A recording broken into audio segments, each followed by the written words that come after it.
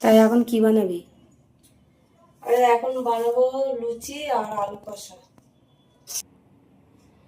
তো দেখো, যেহেতু বাজারে নতুন আলু উঠে গেছে, তো তোমাদের দাদা নতুন আলু নিয়ে এসছে। তো বানাবো আলু কষা করে আলুর দম। আর আর সাথে বানাবো আলু কষার সাথে একটু লুচি বানাবো। আর আলুগুলো আমি খুব ভালো করে ছাড়িয়ে ধুয়ে পরিষ্কার করে নিয়েছি। তো চলো ময়দাটা মেখে নিই, তারপরে রান্না করবো। তো আলুর দম বানানোর আগে আমি ময়দাটা মেখে নেবো। তো দেখো, এখানে আলুর দমের মশলা নিয়েছি, শুকনো লঙ্কা আর কাঁচা লঙ্কা, এই যে শুকনো লঙ্কা, রসুন, 3টে ছোট ছোট পেঁয়াজ, আদা, আর এখানে আছে গোটা গরম মশলা আর কয়েকটা কাজু বাদাম। তো এগুলো আমি একসাথে সব আগে ভেজে নেব। ভাজার জন্য খুব ভালোভাবে নেড়ে দেবো।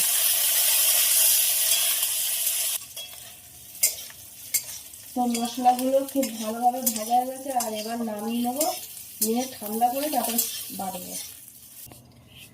আর কড়াইতে তেল দিয়ে দিয়েছি আলুগুলো দেবো বলে, তো এখানে আর তার আগে ফোড়ন দেবো। তো ফোড়নে নিয়েছি তেজপাতা, শুকনো লঙ্কা আর জিরে। আলুগুলো দিয়ে দেবো।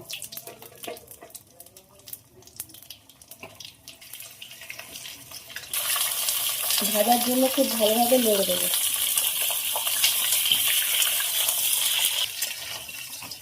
তো দেখো, আলু লাল লাল করে ভাজা হয়ে গেছে।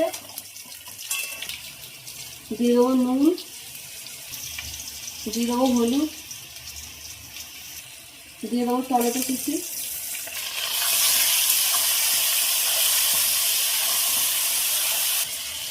পেস্ট করা মশলাটা দিয়ে দেবো। মশলাটা দিয়ে আবারও খুব ভালোভাবে নেড়ে দেবো কষানোর জন্য। মটরশুঁটিগুলো দিয়ে দেবো, আবারও কষানোর জন্য খুব ভালোভাবে নাড়বো। যতক্ষণ মশলা কষানো না হবে তো ভালো করে নাড়বো। একটু চিনি দিয়ে দেবো। তো আলু মশলা খুব ভালোভাবে কষানো হয়ে গেছে, আর একটু জল দেবো আলুগুলো সেদ্ধ হওয়ার জন্য। জল দিয়ে দিলাম, গরম জল। জল দিয়ে খুব ভালোভাবে মিশিয়ে দিলাম।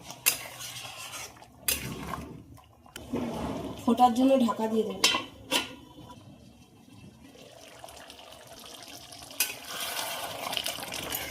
তো আলুর দম হয়ে গেছে, আর ওপর থেকে একটু ধনে পাতা দিয়ে দেবো।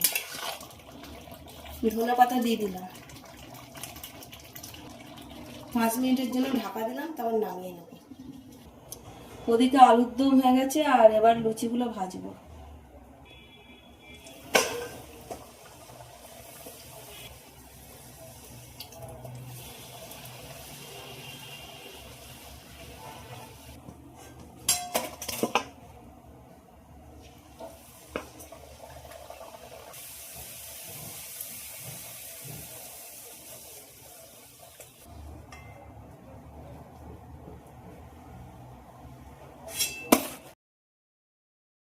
তো দেখো, লুচি আর আলুর দম একদম হয়ে গেছে।